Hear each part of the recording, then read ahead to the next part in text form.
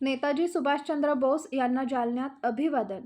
तुम मुझे खून दो मैं तुम्हें आझादी दूंगा अशा घोषणा देत आझाद हिंद सेनेची स्थापना करणारे नेताजी सुभाषचंद्र बोस यांना अभिवादन करून आज जालन्यात जयंती साजरी करण्यात आली। नेताजी सुभाषचंद्र बोस सेनाचे संस्थापक अध्यक्ष रतन आसाराम लांडगे यांनी शहरातील मुथा बिल्डिंग परिसरातील नेताजी सुभाषचंद्र बोस यांच्या पुतळ्यास पुष्पमाला अर्पण करत अभिवादन केले।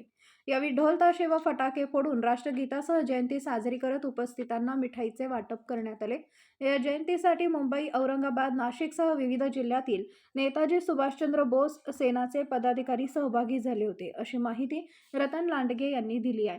या प्रसंगी राधाताई लांडगे, प्रकाश जाधव, मनीष सोनवणे, नितीन लांडगे आदींची उपस्थिती होती।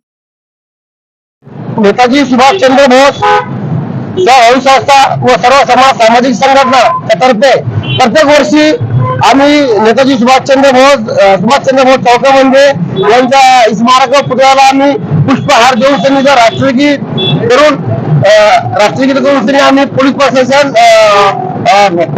प्रशासनाच्या मार्फत बेलबाजी लावून त्यांनी राष्ट्रगीत करतो।